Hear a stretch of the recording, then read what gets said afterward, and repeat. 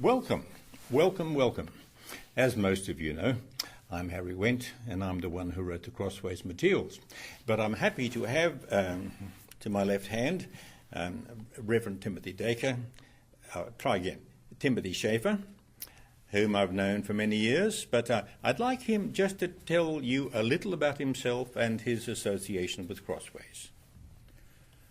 Thank you, Harry. Good morning. It's a privilege to be here to share with you some of the comparisons of the narrative courses that have meant so much to me and also so much to the people with whom I have come in contact as I have shared them in church classes and also through seminars. I was privileged for about 10 years to be on staff here and do the kind of seminars and workshops that Harry had done and both see through the scriptures on the weekend and some of the 3-day and the 5-day workshops. And so I happened to have attended Harry's first ever workshop back in June of '79, and so as Crossways celebrates 35 years of its existence, it has been 35 years this September since I first started teaching Crossways, and what a magnificent journey it has been. The insights just keep coming, and the joy of knowing Jesus, the radical Messiah, through all of it has been, of course, the most important aspect therein. So it's good to be here. As you can see, our task today is to try to help you to compare the narrative courses. My father once said to me that he teaches well who distinguishes well.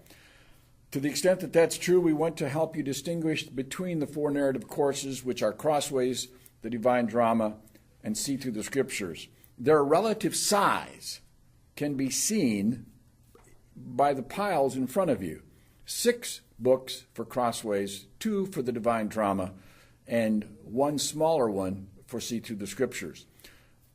A little later, we'll also refer to the related narrative course called the Bible's Big Story, which is about the timeline. But first, I want to ask Harry to explain, at least in a very brief part, how the illustrations came to be, especially the symbolism. And so he's going to let you see a couple Crossways overheads that give, well, I'll let him explain it. Well, I grew up about 260 miles southwest of Sydney on a farm, and my father, when I was about 15 or 16, gave me enough money, which wasn't much, to begin learning commercial art by correspondence. And I kept on practicing, and I kept on practicing when I went to college and seminary. And when I began my ministry in New Zealand in 1956, I began teaching the Bible within the first few weeks. And fortunately, though it was a small church hall, we had a chalkboard. So I immediately started developing simple basic graphics to help get the message across. And I've just kept on thinking them out these past 58 years. And they're so important. Research shows that we remember about 10% of what we hear, but we remember about 80 to 85% of what we see. So I have tried to bind together written materials with graphic materials. They are teaching graphics. Now, this is not an art gallery or anything like that. They're not cartoonish. These are teaching graphics to help people understand and share the Bible's big story and the themes that surface within it. How about that? So why don't you give us a specific example of how you came to express the symbol for God in all these materials? And I think there are 2 Crossways overheads.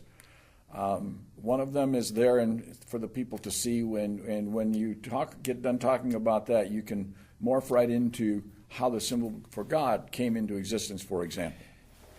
Well, it was quite a challenge for me to think out how I might devise a symbol which would denote God. But, you keep on thinking and ideas float around in your head, and finally I got at it this way. I did, first of all, an introductory drawing of hats. And if you look at the ones on the illustration, what do we see? Up on the top left corner, we see, well, a hat worn by graduates, by academics. And then to the right of that, we see a magician's hat. Then Second, on the left side, we see a policeman's hat. Then we see a crown. And then next line down to the left, we see a chef's hat. And to the right of that, we see a symbol of rather conservative religious groups. Bottom left, we see the hat that Santa Claus wears, and then to the right, we see something that a doctor wears from time to time when examining a patient. And the point being is that hats tell something about the wearer. They tell us something about its personality, its characteristics. Yep. And so each of those hats would say something about the person bearing that hat. Yes, and about the function of that person. Absolutely. And so, having done that as an introductory illustration, then I came up with another one in which we introduce in greater detail, well, for the first time actually, the symbol I developed for God. Now, what did I think about? Well, I thought about Jesus' crown of thorns. It would have been round, and thorns would have been protruding from it. Then in the top right corner, we see the symbol that I devised for God. Well, we see something round, a simple black circle. And that is meant to tell us God is one, like a circle, and God has no beginning and end, like a circle. But what about God's character? Well, something that helped me enormously was this. When I first began to understand that God loved me, my heart changed, my life changed. And how was I to depict that? Well, I developed these 4 arrows protruding from that circle, and they signify this: God always loves us. He never changes us. Or rather, he never changes. He loves us constantly. But then his love always protrudes. It goes out from himself. And then if we apply that to humanity, if we look then in the lower left corner, what do we see? The symbol for God. We see a male and a female figure across the bottom line. And then we see symbols of the commandments with 2 servant figures on it, facing each other. There was the will of God, that we should love him and love others, and note the lines are joined. They're not separated. And then that helps enormously to see that finally God has given us one commandment, that we love him by loving others. So note the illustration in the lower right corner. There we see those same 2 people, male and female, and this time their hands are not raised in praise and adoration. They've got their hands on their hips, and then you've got a circle kind of turned in on self. And that symbolizes what sin is. I live to serve myself. What do I want? What's good for me?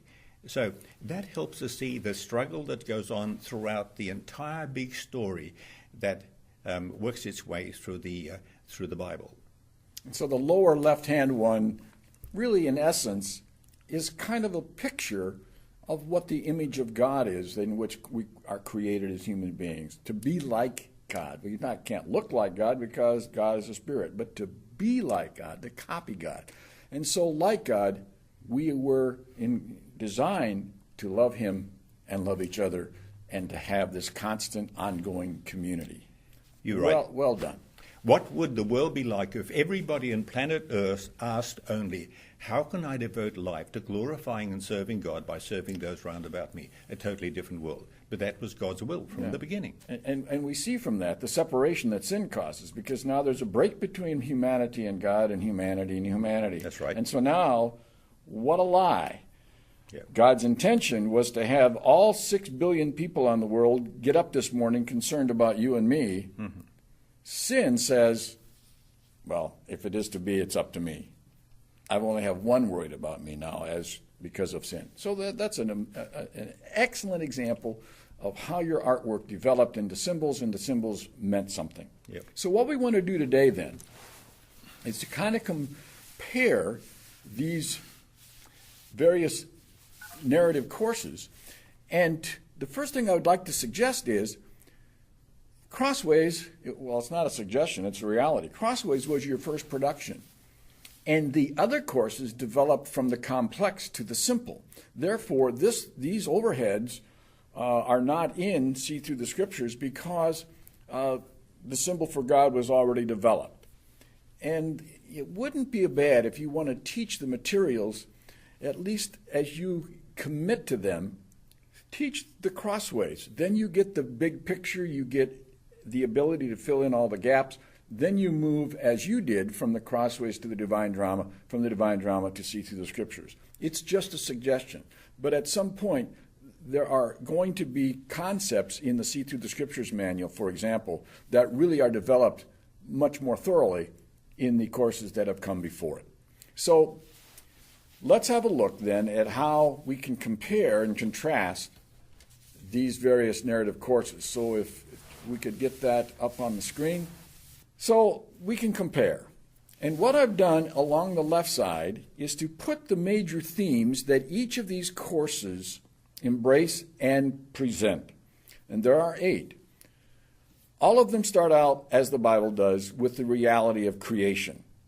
And it's like we ask, well, one day we wake up. I mean, I remember doing this as a lad. Here I am. How'd I get here? And now what? I mean, I've got a mother over there and a brother over here. What's this life all about?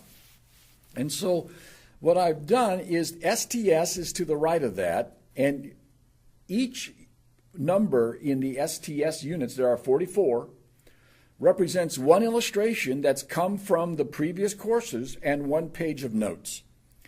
The Divine Drama, the one in the middle, has 3 units devoted to creation, as does the Crossways material 1 to 3. But even the Crossways materials are more in depth in those units than, say, even the Divine Drama. So you can see the comparison between See Through the Scriptures, the Divine Drama, and Crossways.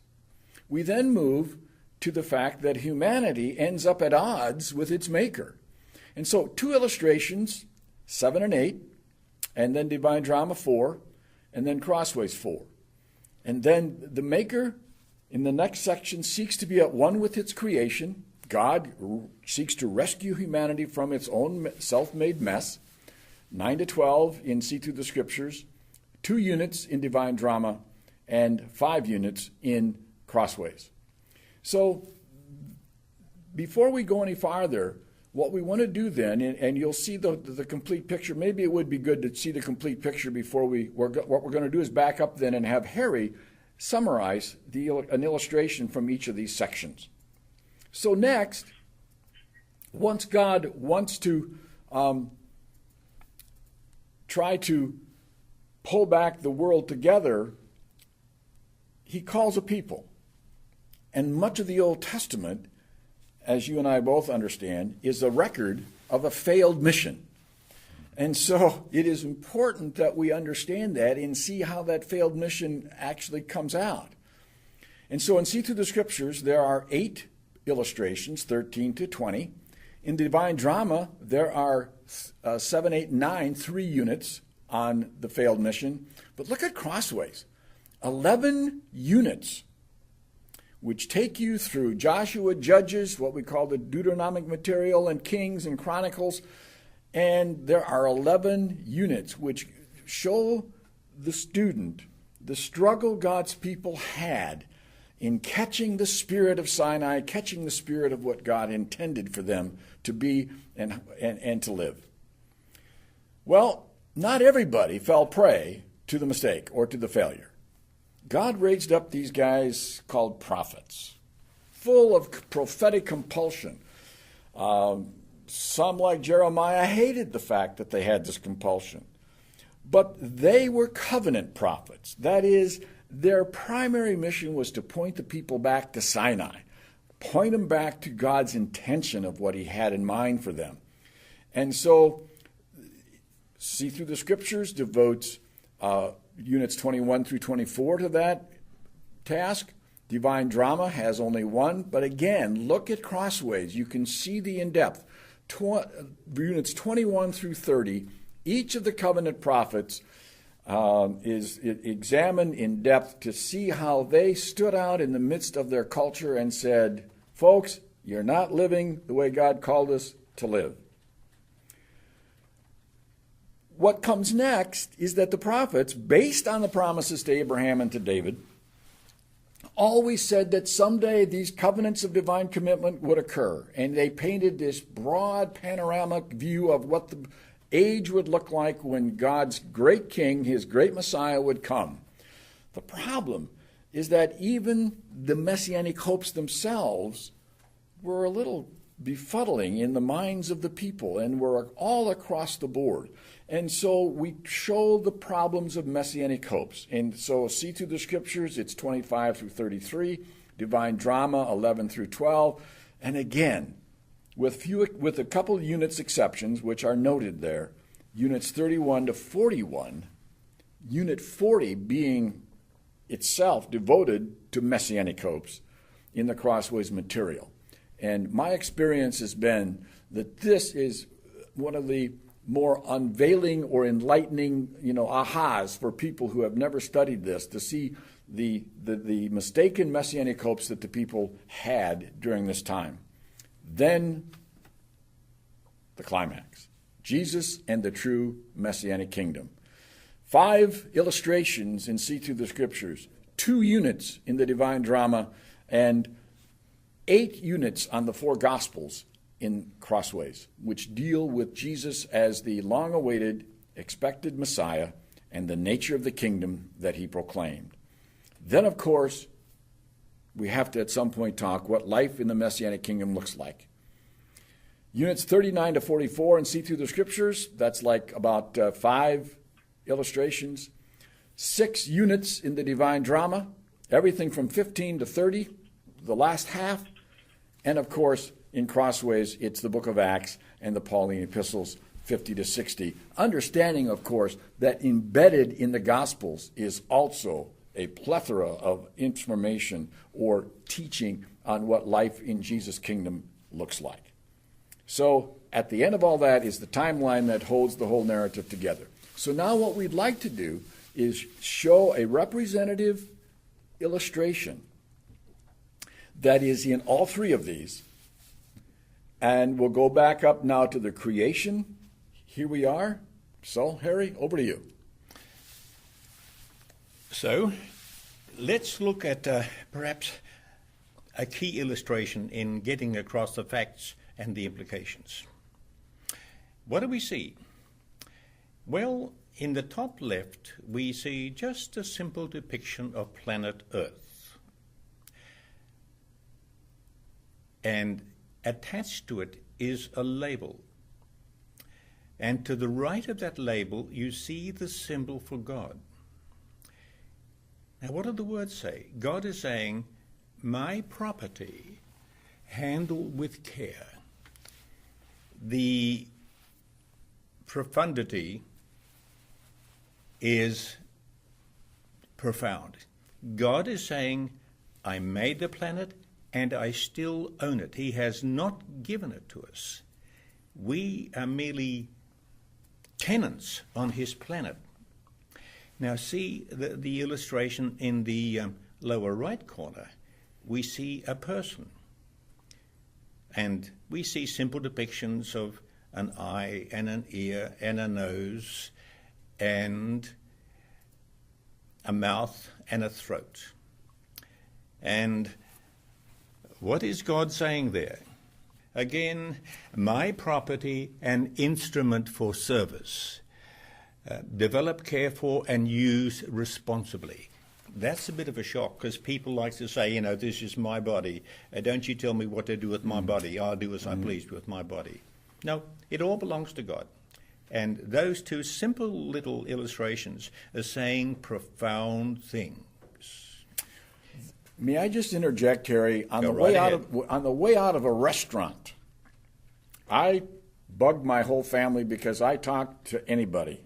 And this young couple was sitting there celebrating something, and I paused at their table and I said, "Oh, you guys look in a festive mood. What are you celebrating?"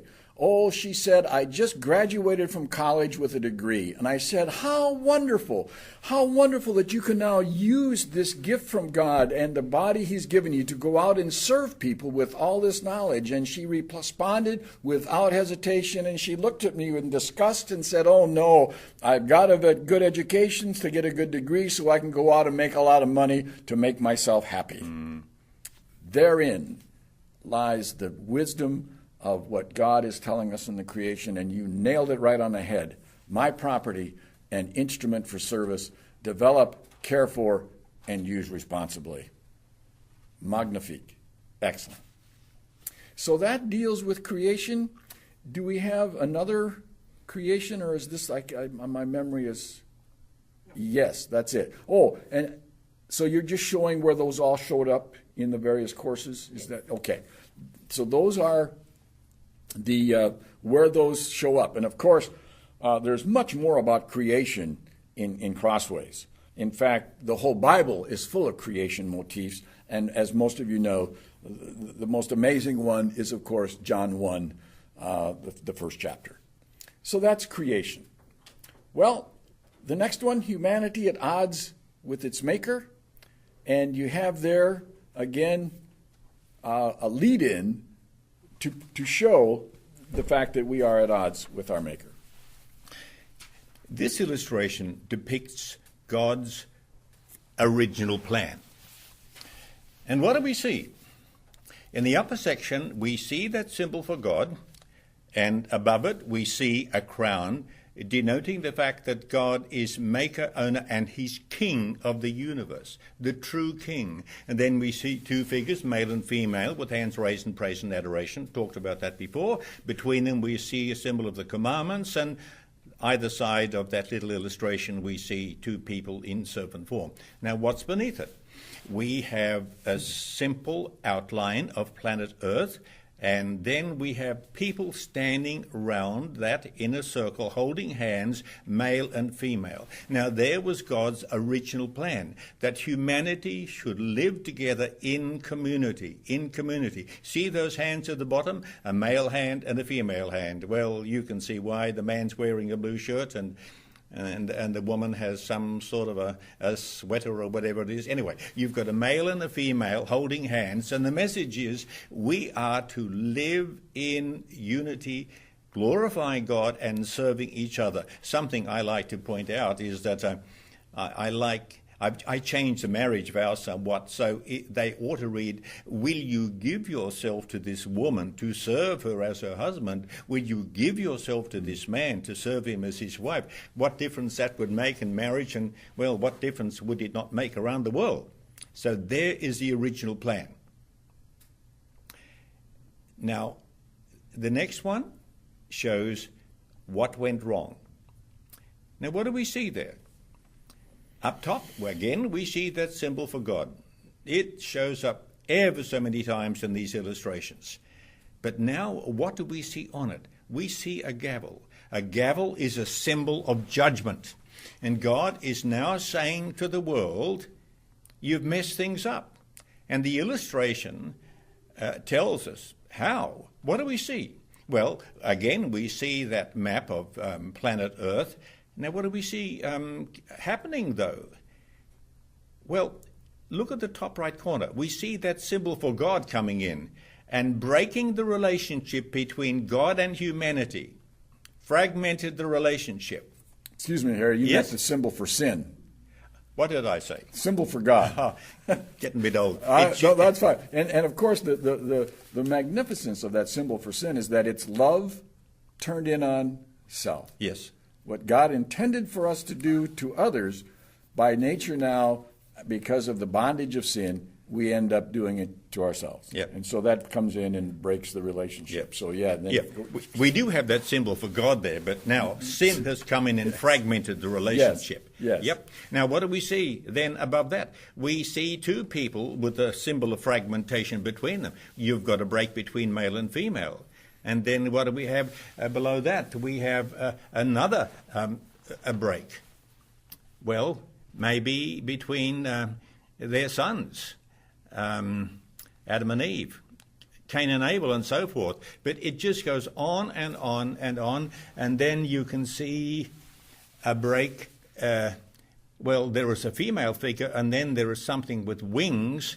And there is a story back in Genesis 6 which seems to indicate that they were practicing Baal worship in some way, and the idea was to have sex with a temple prostitute to sort of suggest to God to keep his eyes on us and keep the rain coming and keep everything fertile.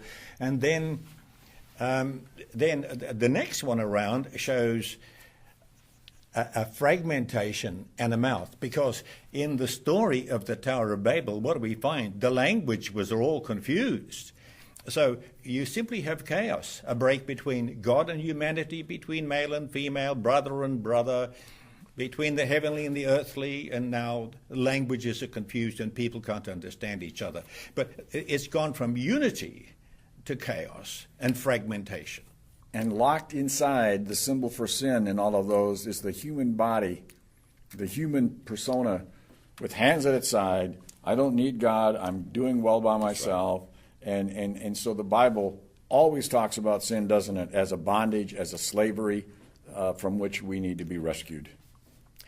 Well, the only choices we have on planet Earth, either we devote life to glorifying God by serving others, or we live to serve ourselves. Yeah. And what a battle. And thank God we have someone coming up, as you all know, who gives us his mind and manner. Mm-hmm. So next, the Maker, God be praised, could have said, well, okay, that's it. You guys messed up. But no, he comes after us. He goes and looks for Adam in the garden. And so we now look at how the Maker seeks to be at one with his creation. And tell us a little bit about this illustration that you made to designate and then picture the covenant with Abraham. Yep. Well, throughout the Bible, God never needs to change. You know, sometimes people talk about now that God is reconciled to us. God doesn't need reconciling. He has gone on loving humanity from the very beginning. He's out to change us. Now, this covenant with Abraham is a covenant of promise, a covenant of divine commitment. So what do we see? We see in the top left corner the symbol for God. Then we see an arrow coming down, pointing to a person with hands on hips. Yes, and that's Abraham. And he makes him a promise. On one occasion, we see God showing his presence in the form of a smoking fire pot and a flaming torch. And he's making promises to Abraham and to his descendants as to how he's going to use them. Now, just notice there out to the left, again, you see a male and a female figure. There is good reason to believe that until the Israelites, or rather the people of Judah, went to Babylon, finally in 587, 90% of the people worship false gods 90% of the time. Now, that comes as a bit of a shock to some people, but just read the text and you'll see that is there over and over and over. Well, not only that, Harry, but the point is, with Abraham's hands down, is that when God called Abraham, Abraham was himself serving other gods. Of course he was. And what the miracle of this is that there is nothing about Abraham that made God give him that covenant. It was all about God. It's a one-way, unilateral promise. It's all about love and grace and forgiveness. Now, in the lower section, we see on a scroll just simple depictions of God's promises. Now, note, he tells him to go to the land that he will show him. Now, that didn't happen at Ur of the Chaldees. It happened after Abraham and his family and dad and the brother moved up to a place called Haran. And up there, God says, go to the land that I will show you. And then he said, you see the next illustration down, a male and a female and some children out to the right of those two people. And I'm going to make out of you a great nation. There's only 5 there, but they became a great nation as the centuries went by. And then that bottom one was a bit of a challenge, and because God says, through you, blessings will flow to the nations. So they were to be a conduit for getting God's message of love and grace and mercy out to the nations. So the way I did it was devise this map, or to the left you see a simple depiction of the promised land. There to the right you see a simple map of planet Earth, and then you see a cup sort of spilling from the vicinity of the promised land across the nations. So it was not this that God is saying, and I'm going to bless you and you're going to be wonderful and wealthy and affluent and have a wonderful life and all that stuff. He's saying, no, I'm going to use you to make myself known to the nations. You are called to a mission, and that is to be my instruments for reconciling humanity to myself. I want to gather humanity back into my family. The sad part, which we're going to see in a little bit, of course, is that last one. And, what a shock to me in teaching this material all these years to find that by Jesus' day, most of God's people have that reversed. That when the promises to Abraham are realized, they said, then we will be top dog and the nations will bless us. And it's just backwards. Yep. I'm sorry. Yeah, no, that's fine. And so, the depiction here is also, I want to mention quickly, from Genesis 15, where Abraham is told to cut the animals in two, and what passes between the animals while Abraham is sleeping is the smoldering pot and the flaming torch, both symbols for the presence of God in the Old Testament, as you know. And there's a third symbol for the presence of God in this story, which is shown there. It's darkness. In the Old Testament, God's presence is symbolized by darkness. Case in point, Solomon's temple had no lighting fixtures and had no windows because it was dark, the place where God dwelled. Perhaps because the first thing that existed before light was God, and he lived in darkness. Who knows how they came up with the symbolism, but that's an amazing triad or type of trinity, if you will, already back in Genesis 15. Great job. And I think we have another overhead that you wanted to present that shows how God wants to rescue his people. And there it is, the key event of the Old Testament. Yeah, reflected in the New Testament in relation to the life and ministry of Jesus. Of course. Now, what do we see there? Well, we see more detail of that part of the world. Then we see the symbol for God there, a little out to the left side. And that symbol for God has an arrow pointing to the head of the Pharaoh. And the Pharaoh looks a little bit sort of broken up, and so forth. This is going back to the plagues in Egypt when God rescued his people. Now, what do we see around Egypt? Well, you see a symbol for Egypt, with the various portions of the Nile River flowing into the Mediterranean, and you've got a circle of chains around it because as the story unfolds, the people become enslaved by the Egyptians. And of course they wanted to be rescued. Well, the day came that God rescued them. A long, detailed story, but what we are showing there is a break in the chains and there is some water. It looks as though it's been opened. Well, God led them out and he opened up the waters of it says the Red Sea. Most likely it was the Red Sea. So God opens up the waters and he leads them out. And by the way, you see that those two figures there in the lower left, male and female? Well, the Bible tells us that down in Egypt, these people were worshipping false gods. They just were. There would have been faithful ones. Of course, there would have been Moses and so forth. But nevertheless, there was a trouble. There were problems with false gods. And there in the lower left, what do you see? You see a serpent with a staff above it. And you may remember that narrative where Moses and Aaron confront the Egyptians, and Aaron throws down his rod for Moses, and it turns into a serpent. And then the Egyptians do the same. They throw down their rods and they become serpent. But Aaron's rod becomes serpent, now consumes. The rods become serpents of the Egyptians. Well, anyway, God leads them out, and then he leads them down to Mount Sinai, and there he makes a covenant with them.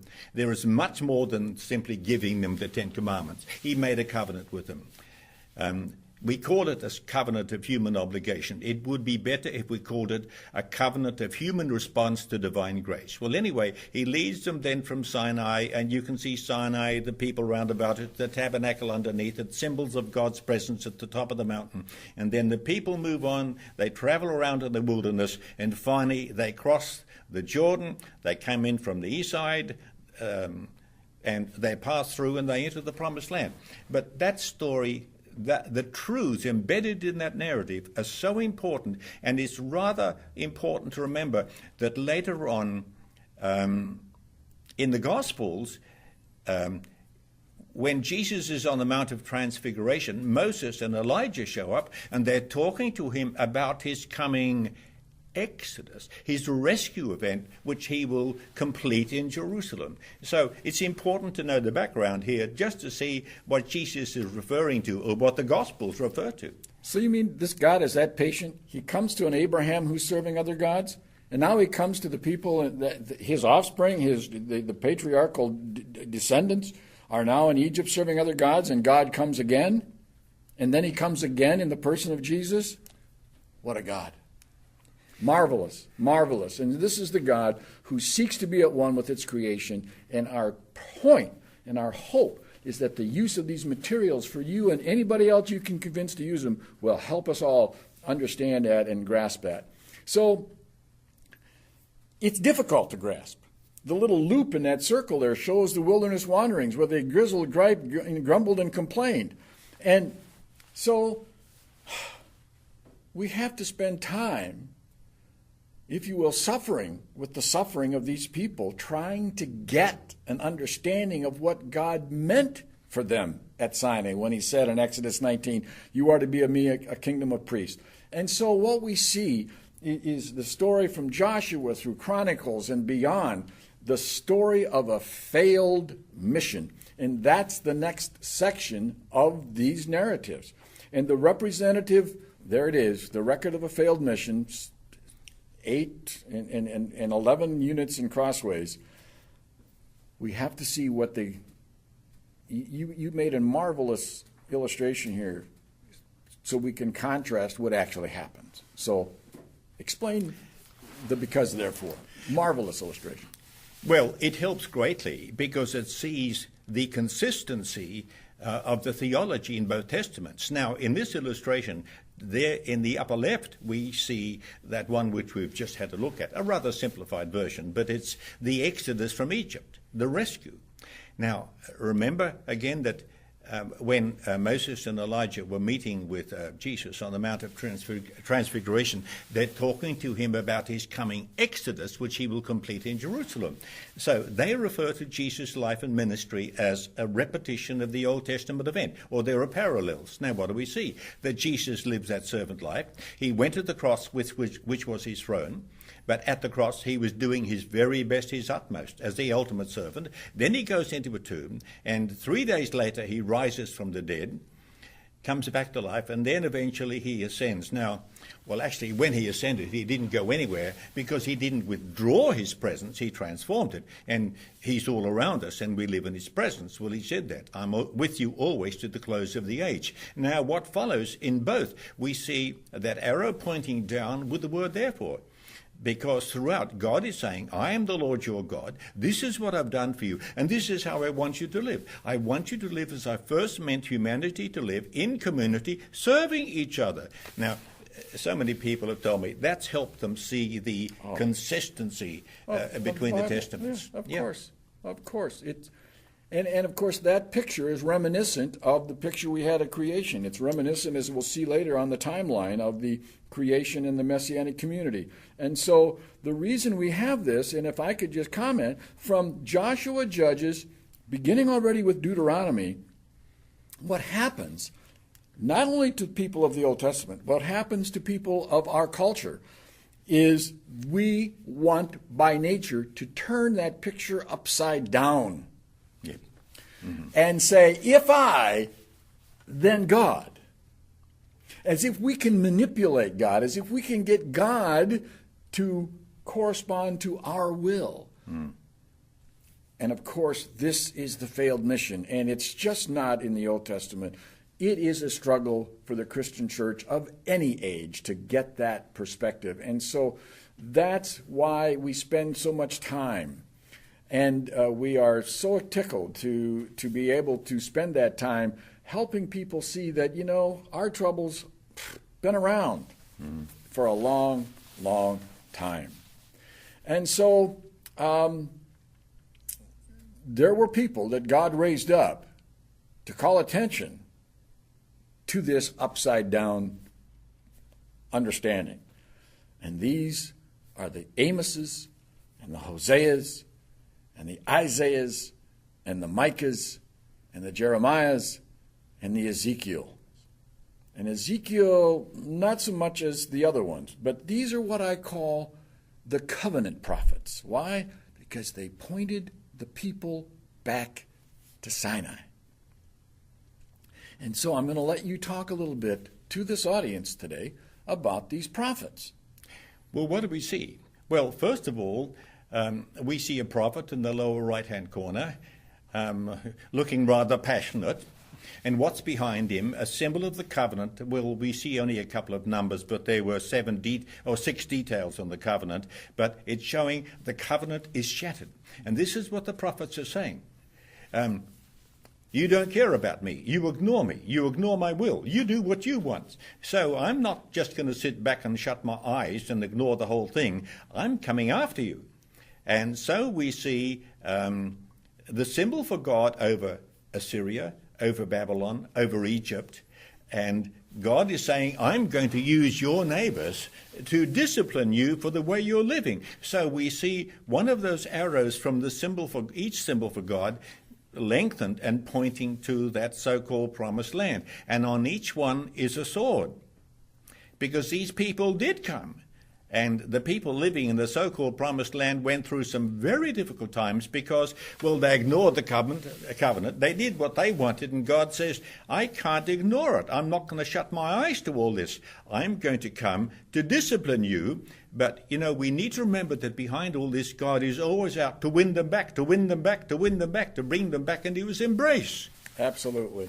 And the irony, of course, is that these prophets are hearing the Deuteronomic theology. They're hearing the theology of holy war. They're practicing, if we, then God. And if we are cultically pure, the book of Joshua, the book of Deuteronomy, then God will fight holy war for us, Deuteronomy 20. And then we will once again have our land and everything like that. And the prophets are going, holy war? Holy war? Holy war is going to be when God comes as an Assyrian, when God comes as a Babylonian, and when God comes as an Egyptian to discipline you and bring you back to me.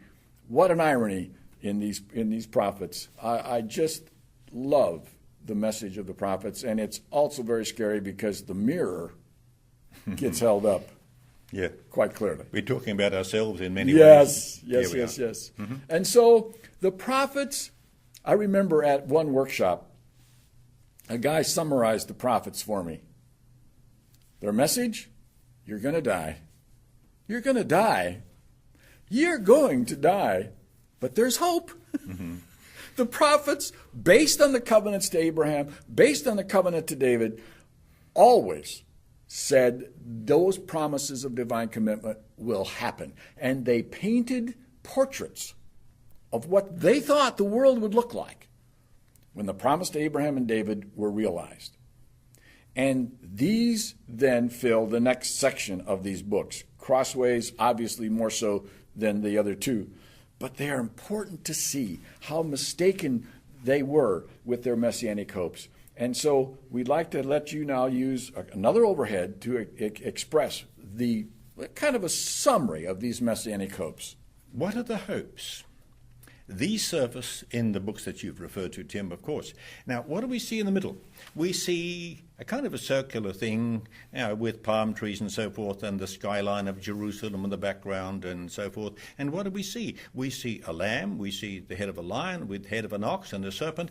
And so the image was that when the Messianic age breaks in, the world will become a new Eden. A new Eden. Yes. And even the animals will live together in peace. They won't hurt each other and they won't hurt humanity. Now, and then either side of that circle we see some rather large, I suppose, corn crops. I don't know what they would have been back there, but they would have been profound fertility. And what do we see in the top one? We see, well, the focus on getting a wise king again. Again? Maybe we never had one. Maybe we'd like one. Well, they thought they had a wise king, but things didn't go so well. But they're hoping that eventually God is going to give them their kings back. And this hope develops more and more after they come back from Babylon, and he will be wise. And then some believe that God himself, well, they said he will rend the heavens asunder and come down to rescue his people. So we see that symbol for God coming out of the clouds, coming down to earth. And then in the lower left one, what do we see? We see a sword, because the idea was, well, embraced by many people, that God would send a king who was a great warrior, and he would lead his people into battle and give them dominion over the world. Yes. And they really hoped that, and that went on for centuries, and in some ways it still hasn't gone away in some parts of the world. Then what do we see in the lower right corner? We see, well, who can take part in this messianic age?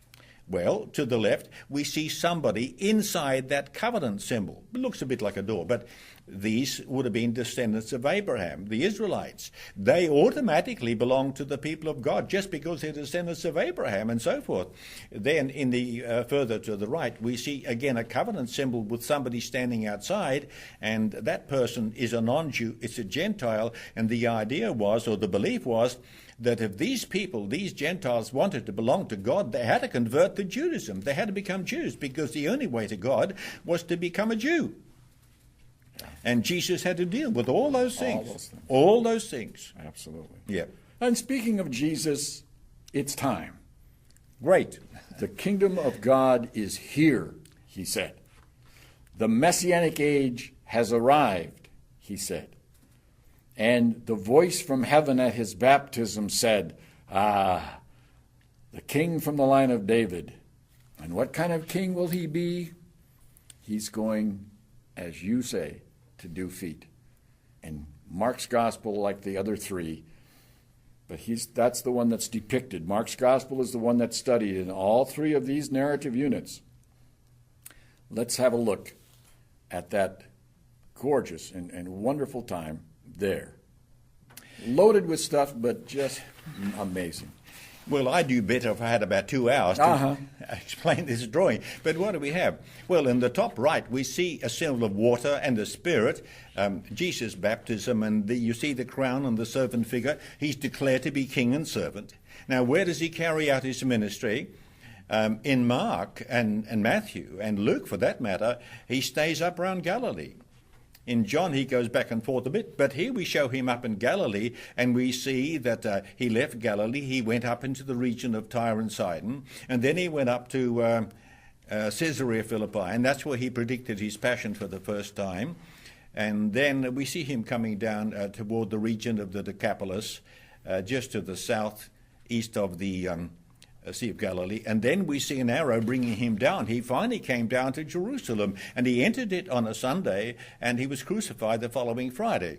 Now, what did he do to get the message across? Now, he didn't go around saying, "I'm the Messiah, I'm the Messiah." He got the message across through his actions. Now, what do we see there? We see the image of Jesus wearing a crown with his hands raised in praise and adoration. Now, what do we see first up the top? We see a staff with a serpent around it. Well, that was a symbol of healing in the Old Testament. There's an incident in the Pentateuch about that while they were in the wilderness. Now, what does he do? Well, you see the symbols of the eye and the running legs and the ear and the mouth and so forth. Well, he healed the sick. He enabled the cripple to walk. He gave sight to the blind, the ability to hear to the deaf, the ability to speak to the mute. But that's exactly what the Old Testament prophets said. These things will happen when the Messiah comes. What's the next one down? He will walk on the water and still the storms. Well, the Jewish people were afraid of the oceans, but Jesus walks on the water and he stills the storm. He can control the deep. Now, what does he also do? See the next one down. He exposes the real enemy. And the real enemy at that time was not Rome, it was the demonic. And that is the non-stop ongoing enemy of the world.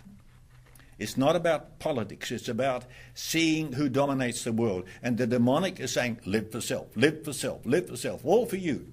And then what did Jesus also do? He raised the dead.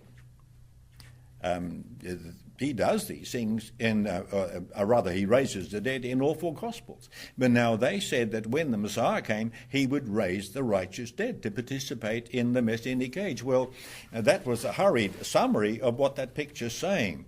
The thing is profound. It is simply profound. And just to call attention to two more things on there, Harry, is that you've got the feeding of the 5,000 in Jewish territory in which 12 baskets, symbolic of the 12 tribes of Israel, and in 2nd Baruch, an intertestamental book, when the Messiah comes and the Messianic age arrives, what's going to happen? The manna is going to start up again. And here, bang, Jesus is showing more than just compassion for hungry people. He's saying, I am Messiah, and I am here as Messiah for the Jews. And am I enough? 12 baskets left over. Plenty to go around. But then, as you know, 4,000 Gentiles have the same miracle. And 7 baskets are picked up. Because 7 in the Old Testament represented the number of enemy Gentile nations, which, of course, we just talked about, could have no part in the Messianic age. And Jesus says, wait a minute. They are also in my kingdom, and I'm more than enough of a Messiah for them. And that's the radical Jesus we've come to know and love and proclaim. You are right. You are so right. So the rest of the materials deal with life in the kingdom. And we're going to summarize life in the kingdom with 2 more overheads that you made, and there's one. They can see it both on their screen, and if they look behind us, they can see it on the wall. Well, this particular illustration gives me more joy than I can tell you, because it enabled me to summarize in simple form the radical nature of Jesus' messianic kingdom. He's living it out. Now, what's he doing there? Well, he's on his knees, and he's washing Peter's feet. Well, he washed the feet of all the disciples, but he's washing Peter's feet here. We read about this in John 13. Now, a Jew never washed feet. Only Gentile slaves could wash feet. But what do we see? We see then Jesus in the center of that illustration, in stylized form, in the form of a servant, wearing a crown. There to the right of him, he's on a cross, the ultimate act of the ultimate servant. Then there's an open tomb. And what have we got? We've got a community of people gathered around him. There is the nature of his kingdom. Wouldn't it be wonderful if we could get that illustration above the altar of every church in the world? We might change the perspective somewhat. And it's so, so important. There's the kingdom of God. And the Gospels are really on about the breaking in of the kingdom. There's the kingdom. And you've got one more illustration from Matthew 25, a chapter Jesus talks about in the 5th and final part of the Gospel of Matthew in the narrative portion. And it's the story of three parables which basically say live life expectantly, live life compassionately, and live, I forgot one. Live responsibly. Responsibly. Mm-hmm. That's the middle one. Yep. But you've got this on this very, very profound parable of the sheep and the goats. Matthew 25, 31 through 46. That's it. What do we see? We are told the Son of Man will come with his glory, all the holy angels with him, and then he will gather humanity before him, and he will separate them to the right, to the left. Sheep to the right, goats to the left. And you see the symbol for servanthood above the sheep and the symbol for sin above the goat. Now, what does he say? He says, he will say to the sheep, come you blessed of my Father, because then he goes on. What does he say?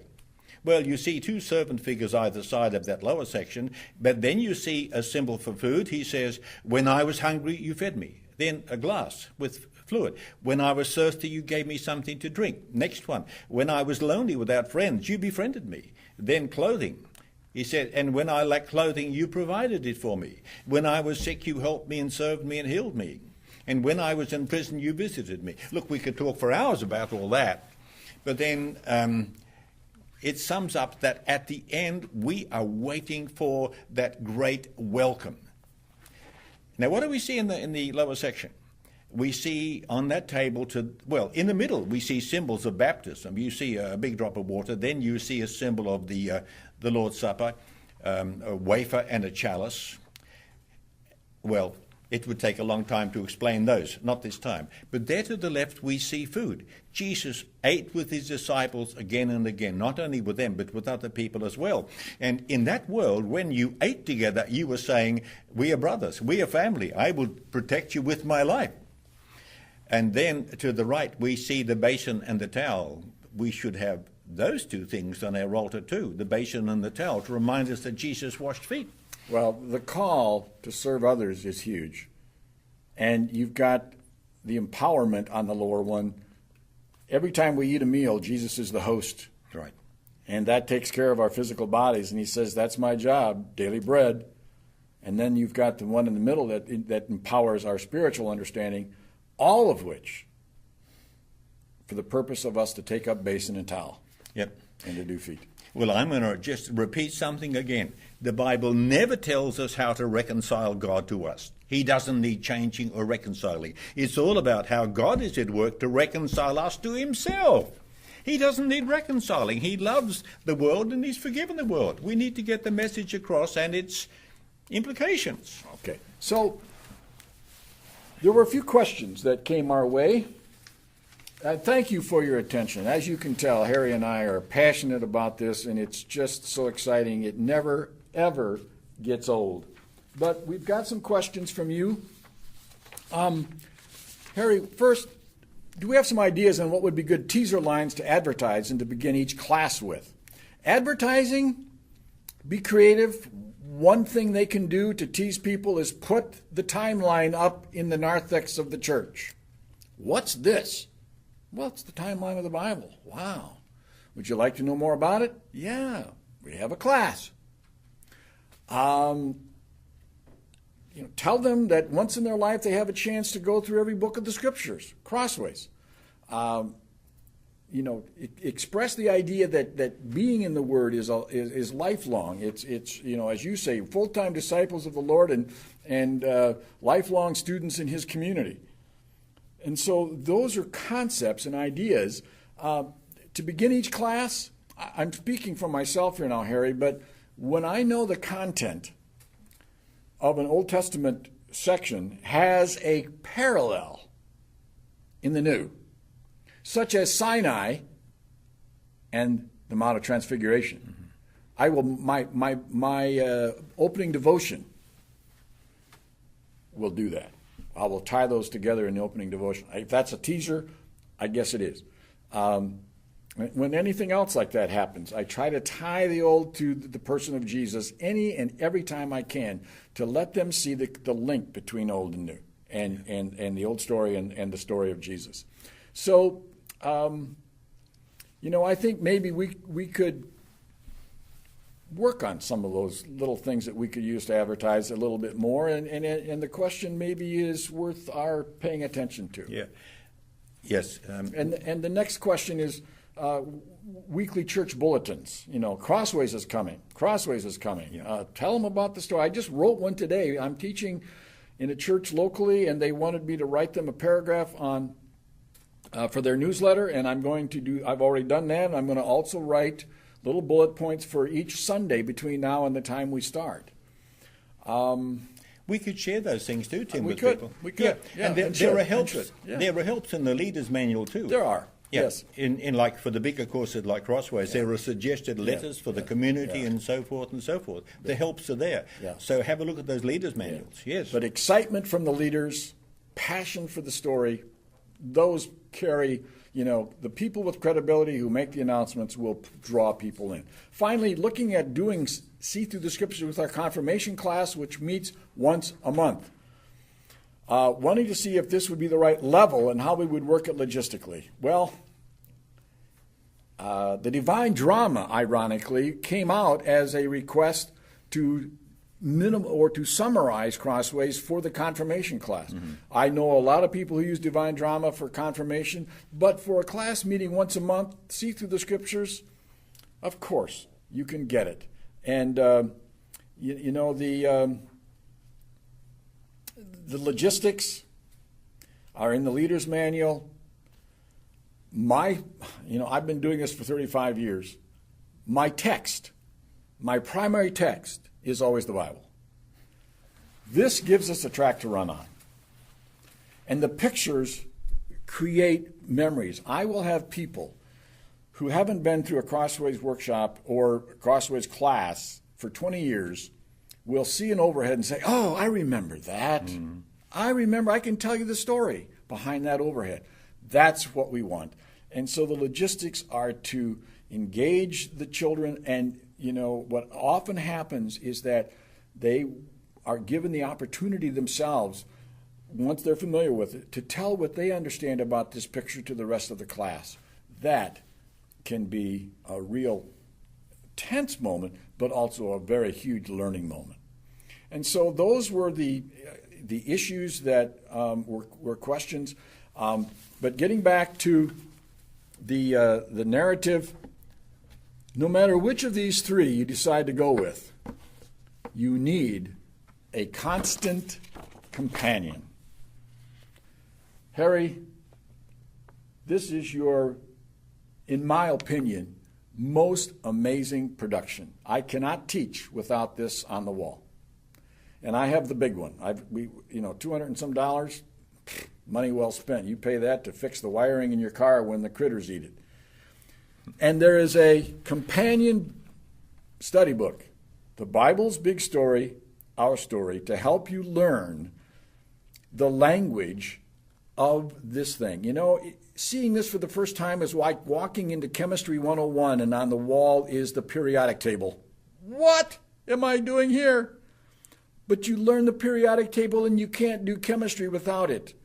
This is Crossways timetable, and you can't teach without it. And Harry even has shortened this up, and I'm going to give him this opportunity now. And there it is. It's here, but it's also on their screen. This is a vertical timeline. Yep. I felt I needed to develop a more basic timeline, and this is what I came up with. Here on this side, we see a greatly simplified version of the biblical story, you know, going all the way back to creation, and then a summary form, the rise and fall of empire and so forth, and, you know, the Egyptians, Assyrians, Babylonians, Medes, Persians, and so forth, and then the Greeks and the Romans. And then across the bottom line, we see details of the life and ministry of Jesus. Now, here, I'll open it up. And on these first 2 pages, when you open it up, we have a summary of the Old Testament narrative. Simple form, but very helpful.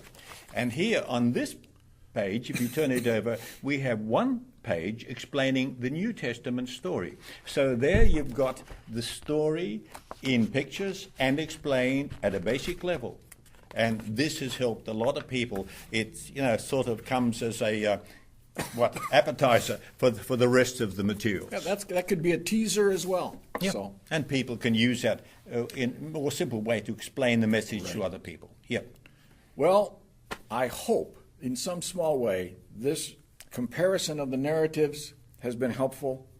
I can't wait. I get to start teaching Crossways again on September 15th, and God willing, I get to complete the whole 2 years. It energizes me. It's on a Monday night. By 4 o'clock in the afternoon, I'm wishing I didn't have to get showered and drive, and it's all such a pain. But I get to class, and at 7 o'clock, the Spirit starts going, and 2 hours are up like that. And it energizes me. And my experience has always been through the years that the class truly appreciates for the first time seeing stuff they've never, ever imagined the Bible held for them. So,